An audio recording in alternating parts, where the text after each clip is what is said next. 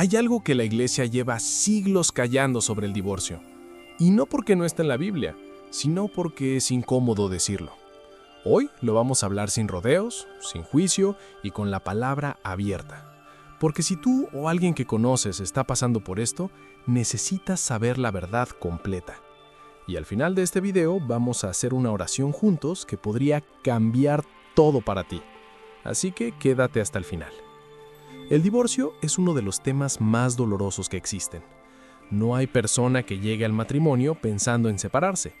Nadie firma un acta de matrimonio soñando con un día firmar también los papeles del divorcio.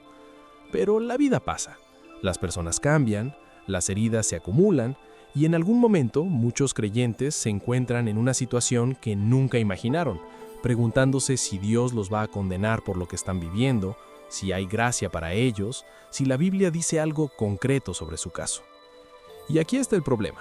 Muchos pastores solo predican una mitad de la verdad.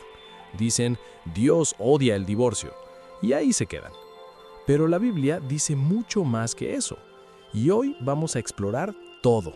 Las 3 excepciones que la Biblia menciona, el contexto detrás de cada una, lo que Jesús dijo, lo que Pablo escribió y cómo aplicar todo esto a la vida real. Esto no es un sermón de condena, es una conversación honesta con la palabra de Dios abierta. Imagínate a una mujer. Tiene 32 años, lleva 8 años casada, tiene 2 hijos. Su esposo lleva 3 años siendo infiel y ella lo descubrió hace 6 meses. Fue a hablar con su pastor y él le dijo, el divorcio no es la voluntad de Dios. Ora más, perdona, trabaja en el matrimonio. Ella oró, ella perdonó, ella trabajó, pero su esposo siguió con lo mismo. Ahora imagínate a otro hombre, tiene 40 años, su esposa lo abandonó hace 2 años. Simplemente se fue. No quiso ir a consejería, no quiso orar, no quiso intentarlo. Simplemente desapareció de su vida y de la vida de sus hijos. Él sigue solo, preguntándose si puede rehacer su vida o si hacerlo sería ir en contra de Dios. Y luego hay otro caso, una mujer joven. Su esposo la golpea. No una vez, no 2 veces, regularmente. Y cuando busca ayuda en su iglesia, le dicen que el divorcio no es una opción, que Dios puede restaurar el matrimonio, que ella debe seguir siendo fiel. ¿Qué le dices a esa mujer? ¿Qué le dices a ese hombre? ¿Qué dice la Biblia realmente? Porque si solo decimos Dios odia el divorcio, sin leer todo lo que la palabra dice, estamos dejando a personas heridas sin respuestas, cargando una culpa que quizás no les corresponde. Y eso no es predicar el evangelio completo, eso es predicar solo lo que es cómodo. Y antes de que pienses que esto es demasiado liberal o que estamos buscando justificar el pecado, espera, porque lo que la Biblia dice te va a sorprender. Sigue conmigo. Vamos a empezar desde el principio, no desde Mateo, no desde Pablo, desde el principio de todo. ¿Qué dice Dios sobre el matrimonio? En Génesis 2:24, Dios mismo estableció el matrimonio. Dijo, por eso el hombre dejará a su padre y a su madre y se unirá a su esposa, y los dos serán un solo cuerpo. El matrimonio no fue una idea humana, no fue una tradición cultural, fue un diseño de Dios desde el primer libro de la Biblia. Y desde ese momento, la intención de Dios siempre fue que el matrimonio fuera para toda la vida. Un hombre, una mujer, una promesa para siempre. Pero entonces, ¿por qué existe el divorcio? En Malaquías 2:16 hay un versículo que todo el mundo cita, pero que muy poca gente lee. La versión popular dice, porque yo odio el divorcio, dice el Señor. Y eso es verdad, Dios lo dice, Dios odia el divorcio. Pero ese mismo capítulo, unos versículos antes, Dios también está reprendiendo a los hombres que traicionaron a sus esposas, que fueron infieles, que las lastimaron. Dios también odia eso. Es decir, Dios odia el divorcio, pero también odia lo que muchas veces lleva al divorcio. Ahora bien, en el Antiguo Testamento, Moisés permitió el divorcio. Deuteronomio 24, del 1 al 4, habla de una carta de divorcio, que el esposo podía entregarle a su esposa si encontraba en ella algo indecente. Y durante siglos, los rabinos debatían qué significaba eso. Algunos decían que solo significaba infidelidad. Otros decían que significaba cualquier cosa que le disgustara al esposo. Sí, Literalmente. Había rabinos que enseñaban que un hombre podía divorciarse de su esposa si le quemaba la comida. Y esto creó un ambiente donde las mujeres vivían con terror, sin protección, descartadas por los caprichos de sus esposos. Y fue en ese contexto que Jesús llegó y habló del tema. ¿Qué dice Jesús en Mateo 19? En Mateo 19, los fariseos se acercaron a Jesús con una pregunta que era básicamente una trampa. Le preguntaron, ¿es lícito al hombre divorciarse de su esposa por cualquier causa? Nota la palabra, por cualquier causa. Estaban probando a Jesús queriendo ver en qué bando estaba. Jesús no cayó en la trampa. Respondió apuntando al diseño original de Dios, al Génesis, a la unión que Dios mismo creó. Y entonces los fariseos le preguntaron, ¿por qué entonces Moisés mandó dar carta de divorcio y repudiarla? Y aquí viene algo clave. Jesús dijo, por la dureza de vuestro corazón, Moisés os permitió repudiar a vuestras mujeres, pero al principio no era así. ¿Lo ves? Jesús no dijo que Moisés tenía razón, dijo que Moisés lo permitió por la dureza del corazón humano. No porque fuera el ideal de Dios, sino porque los corazones humanos son duros, y a veces la ley necesita reconocer esa realidad para proteger a las personas más vulnerables. Y luego Jesús añadió algo que es el corazón de este video. Dijo, y yo os digo que cualquiera que repudia a su esposa, salvo por causa de fornicación, y se casa con otra, adultera. Ahí está, la primera excepción. Excepción número 1. La infidelidad. La palabra que Jesús usó en el texto original griego es pornea. En español se traduce como fornicación o inmoralidad sexual. Y este término es más amplio de lo que parece. No solo cubre el acto físico de la infidelidad, cubre un rango de comportamientos que incluyen adulterio, relaciones sexuales fuera del matrimonio y, según muchos teólogos, también comportamientos como la pornografía grave y persistente o relaciones emocionales que cruzan líneas serias. Jesús estaba diciendo, si hay infidelidad sexual, el cónyuge traicionado tiene derecho a divorciarse. No está obligado, pero tiene el derecho. Esto es importante porque mucha gente piensa que el perdón cristiano significa que tienes que quedarte sin importar lo que pase. Y eso no es lo que Jesús enseñó. Jesús valoró la fidelidad dentro del matrimonio tanto que reconoció que cuando esa fidelidad se rompe de forma grave, la unión misma ha sido violada. Ahora, ¿eso significa que si tu esposo o esposa te fue infiel, debes divorciarte? No. Hay parejas que han pasado por la infidelidad y han reconstruido el matrimonio. Hay historias hermosas de restauración, de perdón real, de matrimonios que salieron más fuertes después de una crisis así. Dios puede hacer eso. Dios restaura lo que parece imposible de restaurar. Pero si la persona infiel no se arrepiente, si sigue con la misma conducta, si no hay disposición para cambiar, Jesús dice que el cónyuge traicionado tiene una salida. No es pecado salir. Es reconocer que la otra persona ya rompió el pacto. Pero espera, porque la segunda excepción es la que menos se predica en las iglesias, y cuando la escuches vas a entender por qué muchos pastores prefieren no tocarla. Excepción número 2, el abandono por parte de un cónyuge no creyente. Esta excepción la encontramos en 1 Corintios 7, en una carta que Pablo escribió a la iglesia en Corinto. Y el contexto es importante. En esa época muchas personas se convertían al cristianismo siendo ya casadas, y a veces su cónyuge no se convertía. Entonces surgía la pregunta, ¿qué hace alguien en ese caso?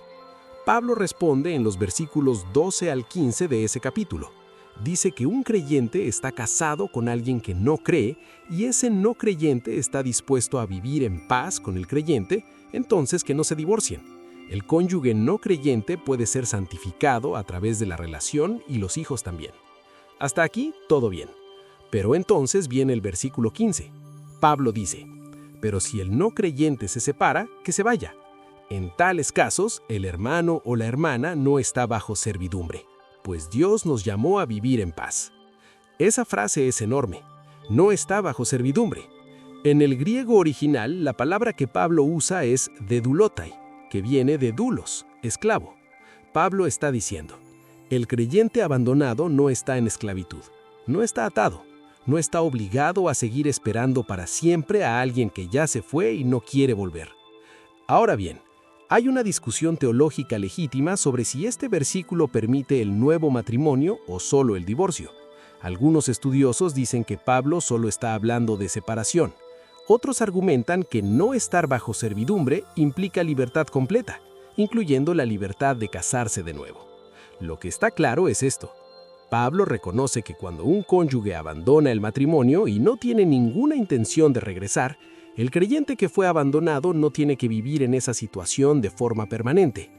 Y esto va más allá del abandono físico.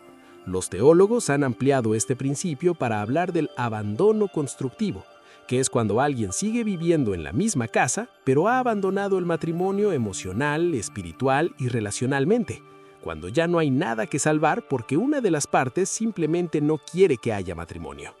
Dios nos llamó a la paz. Eso no significa que Dios nos llama a soportar cualquier cosa con una sonrisa. Significa que el diseño de Dios para el matrimonio es una relación de paz, de amor, de compañerismo. Y cuando eso desaparece por decisión unilateral de una persona, Dios entiende esa realidad. Antes de llegar a la tercera excepción, necesito decir algo importante. Nada de lo que estamos hablando aquí es una licencia para salir corriendo del matrimonio cada vez que hay una dificultad. El matrimonio es un compromiso serio. Los momentos difíciles existen, las temporadas secas existen, los conflictos existen. Si estás pasando por una crisis matrimonial, lo primero que debes buscar no es la salida, es la restauración, consejería cristiana, oración, rendición de cuentas, comunidad. Un matrimonio puede romperse y ser restaurado por la gracia de Dios, pero hay situaciones que van más allá de una crisis, y para esas situaciones la Biblia habla, y eso es lo que estamos explorando hoy. Y la tercera excepción es la que más debate genera, porque no está escrita con esas palabras exactamente en la Biblia, pero cuando entiendas el principio detrás de ella, va a tener todo el sentido del mundo. Excepción número 3. El abuso. Esta es la que más incomoda a algunos sectores de la iglesia y también es la que más urgencia tiene para muchas personas que están sufriendo en este momento. La Biblia no usa la palabra abuso como una excepción explícita al divorcio, eso es verdad, pero hay principios bíblicos poderosos que muchos teólogos y pastores han aplicado a esta situación y vale la pena explorarlos con honestidad. Primero, volvamos a 1 Corintios 7:15. Dios nos llamó a vivir en paz. Si en un matrimonio hay violencia, ya sea física, emocional, verbal o sexual, ese matrimonio no es un ambiente de paz.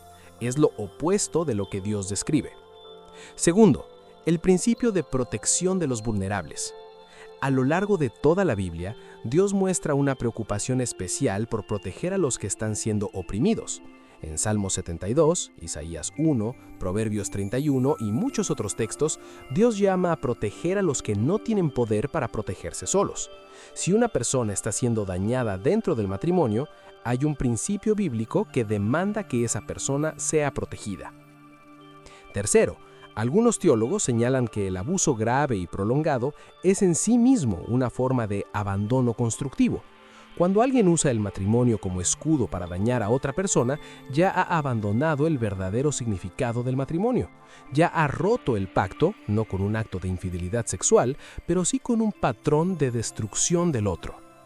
Hay un libro escrito por el teólogo David Inston Brewer, titulado Divorce and Remarriage in the Bible, donde argumenta, con base en el estudio del hebreo antiguo y el contexto rabínico, que en el Antiguo Testamento había obligaciones matrimoniales implícitas que incluían comida, ropa y afecto conyugal, y que cuando esas obligaciones eran negadas de forma grave y persistente, el cónyuge afectado tenía derecho a buscar el divorcio.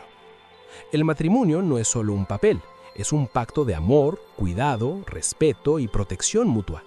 Cuando ese pacto es destruido sistemáticamente por el abuso, no es la víctima quien rompe el matrimonio, es el abusador.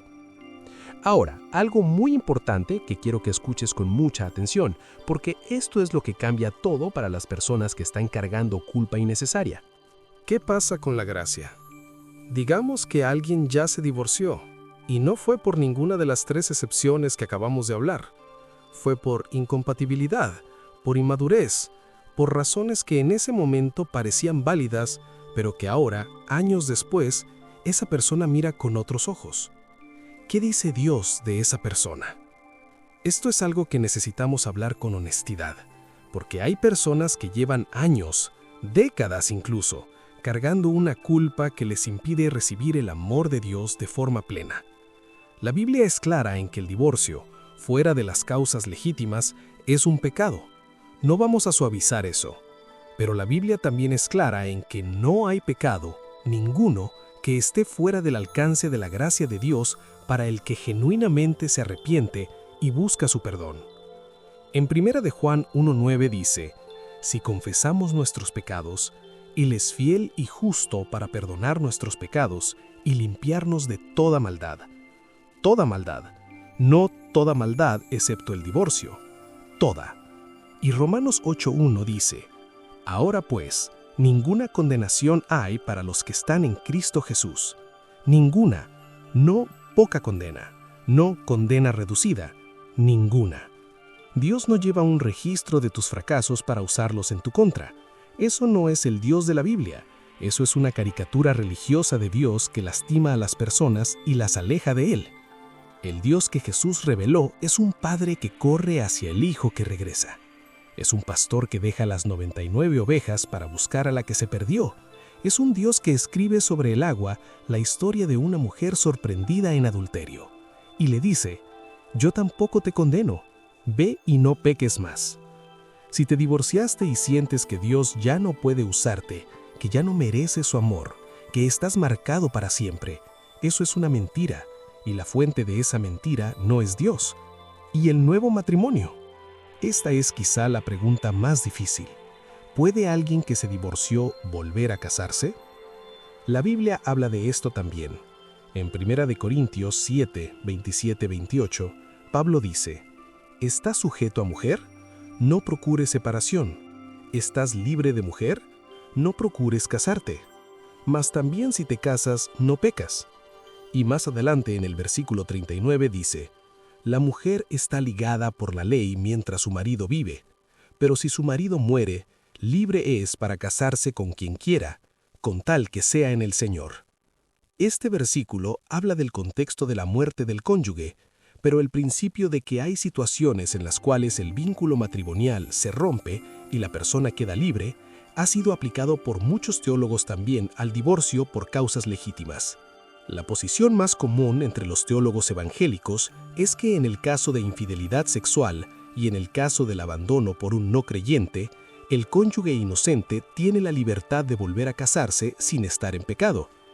El caso del abuso es más debatido en términos teológicos formales, pero en términos del principio de la gracia y la protección de los vulnerables, muchos pastores y líderes han llegado a la misma conclusión.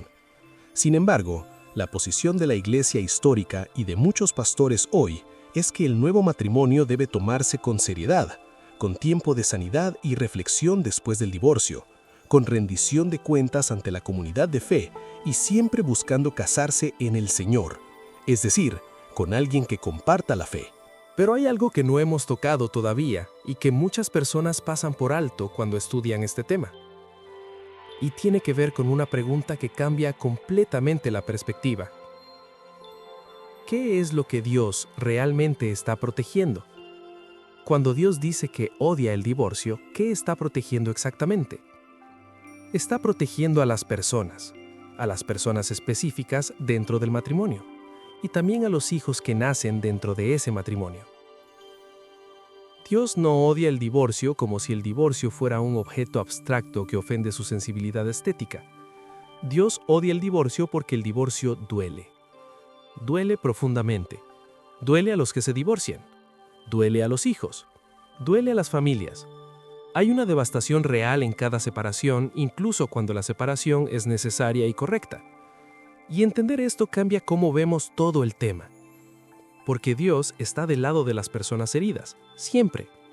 En todo el panorama bíblico, Dios está del lado de los que sufren, de los que son traicionados, de los que son abandonados, de los que son maltratados, no del lado del que traiciona, abandona o maltrata. Cuando un esposo es infiel de forma persistente y sin arrepentimiento, Dios está del lado de la esposa herida. Cuando un cónyuge abandona el matrimonio, Dios está del lado del que fue abandonado. Cuando hay abuso, Dios está del lado de la víctima. Y si tú eres esa persona hoy, quiero que sepas esto. Dios te ve. Dios conoce tu historia. Y Dios no te está señalando con el dedo. Dios te extiende la mano. Hay que ser honesto aquí también. La Iglesia en general ha hecho un trabajo muy pobre en este tema. Por un lado, algunos han sido tan permisivos que el divorcio se ve como una solución fácil a cualquier problema matrimonial. Y eso tampoco es bíblico. Pero por el otro lado, muchas iglesias han creado una cultura de vergüenza alrededor del divorcio, que ha hecho un daño enorme. Han tratado a personas divorciadas como ciudadanos de segunda clase en el reino de Dios. Les han negado roles de liderazgo. Les han mirado diferente. Les han hecho sentir que su fracaso matrimonial define su valor delante de Dios para siempre. Y eso tampoco es bíblico. La iglesia debería ser el lugar donde las personas heridas encuentran sanidad, no el lugar donde se añade culpa sobre el dolor. Deberíamos ser más hábiles en ayudar a las parejas en crisis antes de que lleguen al divorcio, y también más hábiles en acompañar con gracia a los que ya pasaron por esa experiencia. El divorcio no es el pecado imperdonable. No existe un pecado imperdonable para el que genuinamente busca a Dios, excepto el rechazo definitivo y permanente del Espíritu Santo, y eso es una situación muy específica y diferente. Y ahora quiero hablarle directamente a alguien que quizás está en este momento en una situación crítica. Si ese eres tú, lo que viene a continuación es para ti. Si estás leyendo esto y estás en medio de una crisis matrimonial, quiero decirte algo directamente. No tomes decisiones apresuradas. El dolor del momento puede hacer que todo parezca más claro de lo que es. La emoción de la traición, del abandono, del miedo puede nublarlo todo. Antes de tomar cualquier decisión, busca oración, busca consejería, busca tiempo. Si tu matrimonio tiene posibilidad de restauración, lucha por él. No porque tengas que aguantar cualquier cosa, sino porque Dios puede hacer cosas que parecen imposibles. Hay matrimonios que han sobrevivido infidelidades. Hay matrimonios que han sobrevivido temporadas oscuras que parecían el fin. Dios es el Dios de lo imposible. Pero si ya luchaste, si ya oraste, si ya buscaste ayuda, si la otra persona no quiere que haya matrimonio o si tu seguridad y la de tus hijos está en riesgo, entonces Dios te da permiso para protegerte. Y eso no te hace menos cristiano, no te hace un fracaso, te hace alguien que tomó una decisión difícil en una situación difícil. Y Dios camina contigo en eso también.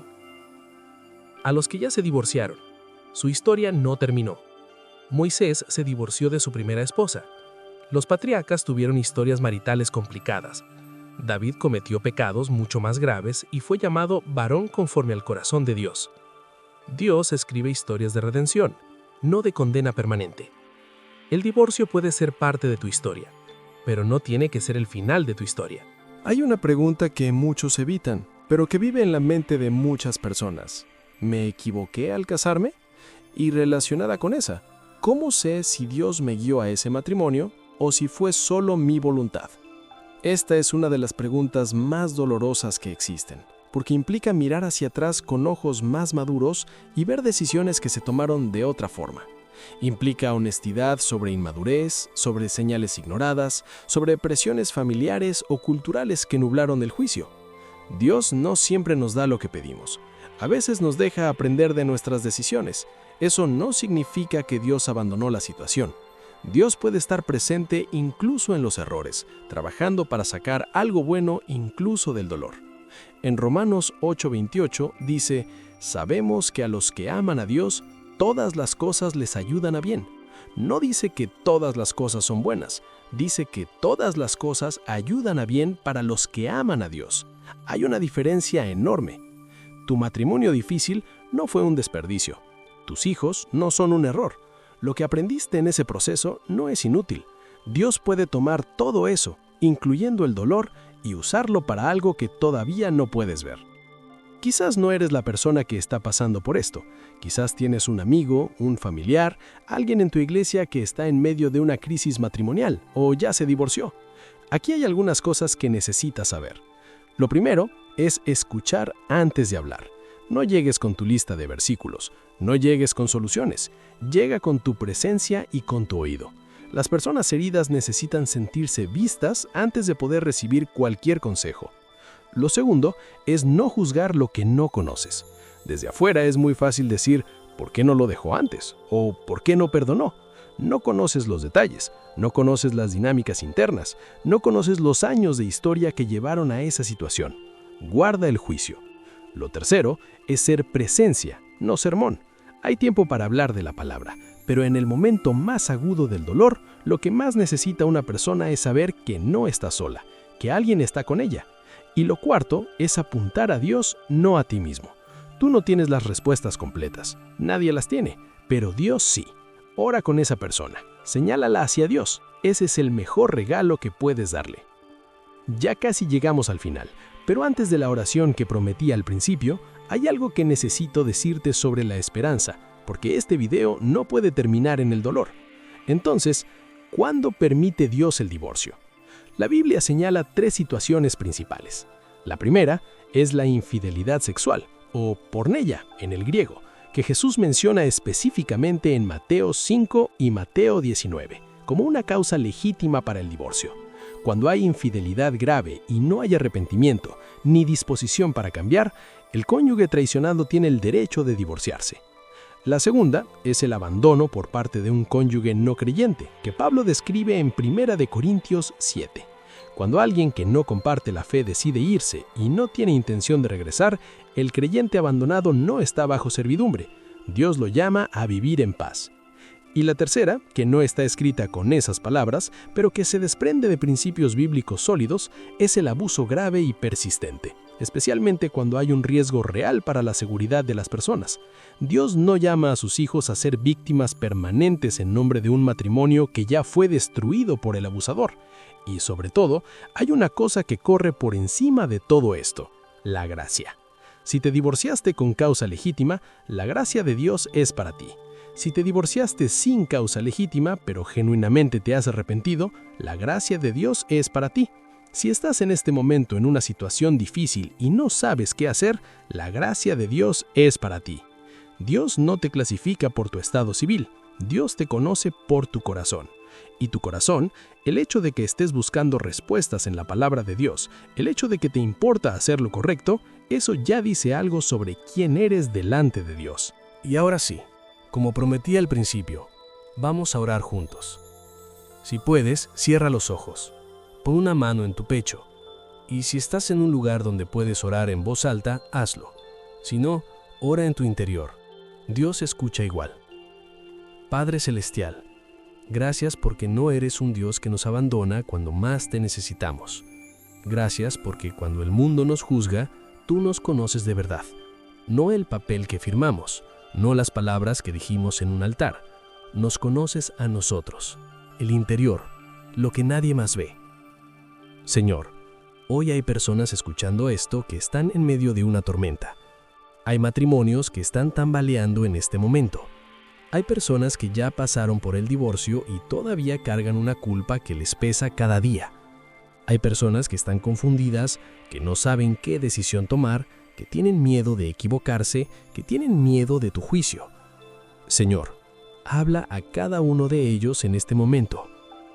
Para el que está en un matrimonio difícil pero salvable, dale la fortaleza para luchar, la sabiduría para buscar ayuda y la fe para creer que tú puedes restaurar lo que parece roto. Señor, tú eres el Dios de los imposibles. Lo que nosotros vemos como una ruina, tú puedes convertirlo en algo hermoso. Toca ese matrimonio hoy, ablanda los corazones, sana las heridas, restaura la confianza, haz lo que solo tú puedes hacer.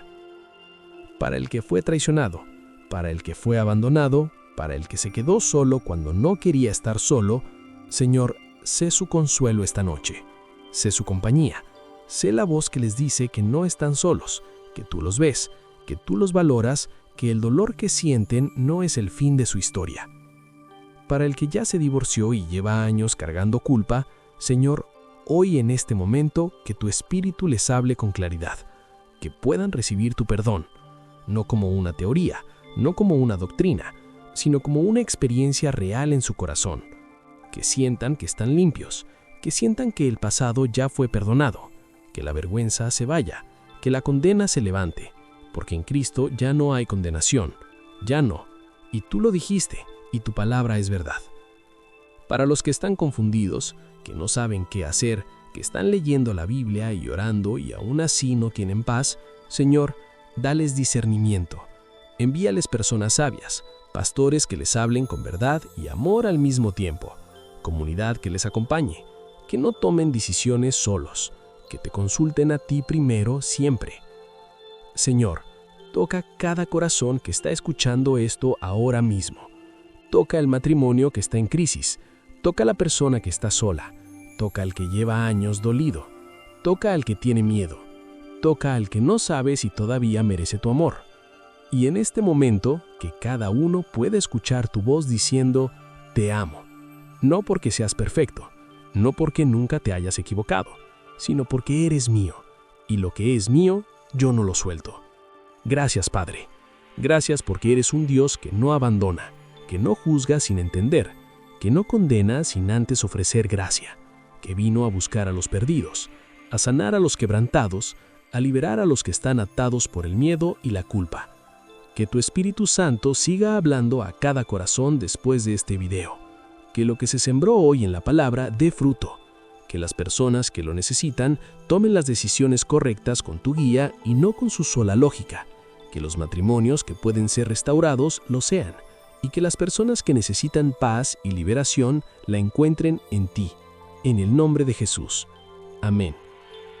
Y ahora que hemos orado juntos y has puesto tu situación en las manos de Dios, quiero invitarte a dar el siguiente paso en esta reflexión. Porque a veces, cuando estamos en medio del dolor o la confusión, lo que más nos duele es la distancia. Esa distancia que sientes con tu pareja o incluso la que sientes que Dios ha permitido en tu vida. Precisamente por eso hice un video que creo que va a ministrar profundamente a tu corazón en este momento. Se titula Dios permitió tu distancia, por eso el amor será restaurado. En ese video vamos a descubrir algo que cambia todo. La distancia no es un castigo, es una cirugía. Dios está trabajando en ti y en esa persona en el taller del alfarero, moldeando, limpiando y preparando sus corazones para lo que viene. Si crees que necesitas entender por qué Dios ha permitido ese silencio, esa separación o ese tiempo de espera, tienes que ver este video. Te prometo que te ayudará a ver tu situación con otros ojos, con los ojos de la fe. Te lo dejo aquí en la tarjeta y en la descripción para que lo veas a continuación. No te lo pierdas.